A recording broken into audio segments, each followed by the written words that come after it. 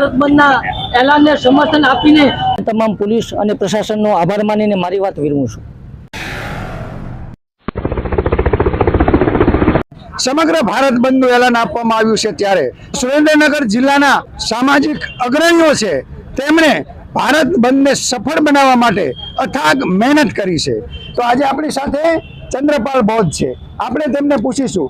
તો સુપ્રીમ કોર્ટનો ચુકાદો એવું કહેવા માંગે છે કે આમાં પણ અમુક જાતિઓ જે એક પેઢી એટલે કે કોઈ એક વ્યક્તિ કર્મચારી બને છે તો એના સંતાનને અથવા તો એની બીજી પેઢીને અનામતનો લાભ ન મળે, જે અન્ય જાતિઓને પણ આમાંથી અલગ અલગ કરી અને આમના વિભાજન કરવાના પ્રયત્નો કરી અને આ દેશમાં માનવતાવાદી બંધારણ છે જે ડૉક્ટર બાબા સાહેબે બનાવેલું છે અને જેમાં અનુસૂચિત જાતિના લોકોના તમામ હક અધિકાર સુરક્ષિત છે અને એમની નોકરી અને ધંધા જેવો એમાં સચવાયેલા હોય તો માનનીય સુપ્રીમ કોર્ટના જજે આપેલો માત્ર આ ફેસલો નથી. સમગ્ર ભારત દેશના અનુસૂચિત જાતિના લોકો એસસી, એસટી અને ઓબીસી એનો વિરોધ કરે છે અને ભારત બંધના એલાનને સમર્થન આપીને અત્યારે અહીં કલેક્ટર કચેરી હવે આવેદનપત્ર આપવા જઈ રહ્યા છે. મૂળભૂત જે અનામત મળેલી છે એ અનામત અને વર્ગીકરણ થવાથી આ સમાજને શું નુકસાન થવાનું છે અને શું ફાયદો થવાનો છે? હશેર મને યાદ આવે છે કે પહેલા મખમલી મોજડી પહેરવા આપે છે અને પગ પાછળથી કાપે છે.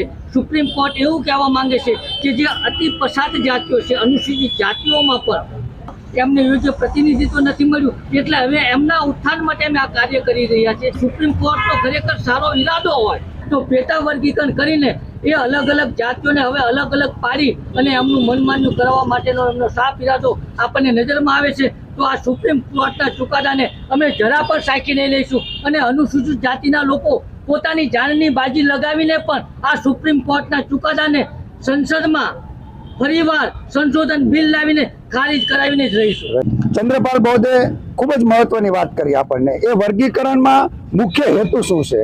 તો આપણી સાથે બીજા પણ કાર્યકરો છે, સામાજિક અગ્રણીઓ છે, BL વોરા સાહેબ છે અને બહુજન સમાજ પાર્ટીના વઢવાણ તાલુકાના પૂર્વ અધ્યક્ષ રામજીભાઈ રાઠોડ છે.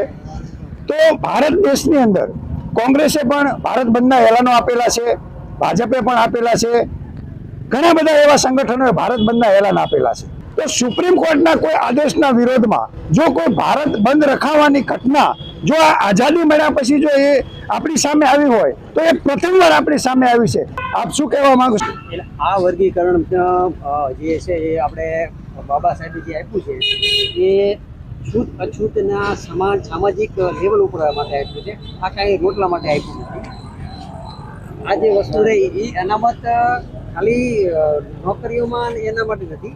હવે આ લોકો કદાચ આમાં અમુક વર્ગોને એમ કે ન મળ્યું હોય તો એ લોકો માટે જો અત્યારે આપણે તમે જે કીધું એમ કે વાલ્મીકી સમાજ છે તો એ વાલ્મીકી સમાજને અત્યારે એટલું બધું આ સરકાર શોષણ કરે છે કે એ લોકોને કોન્ટ્રાક્ટ સિસ્ટમમાં દાખલા તરીકે એનો પગાર 15,000 રૂપિયા હોય છે અને એ લોકોને આપે છે ફક્ત 5,000 રૂપિયા. તો એમને જો એમનો વિકાસ જ કરવો હોય તો એમને 15,000 પૂરા આપીને એ લોકોને કાયમી કરો તો એનો વિકાસ થશે. અને બીજું જે ચંદ્રપાલ બૌદ્ધ સાહેબે કીધું એમ કે એમાં જે આ લોકોએ વાર્ષિક 50,000 કરવું હોય એની બદલે આપણે આ બીજી જે સમાજ જે સુખી છે એના માટે એ લોકો વધારે ફંડ કરે છે, બરાબર? કોઈ નિગમને થોડું વધારે ફાળવી અને એ લોકોનો વિકાસ કરી શકાય.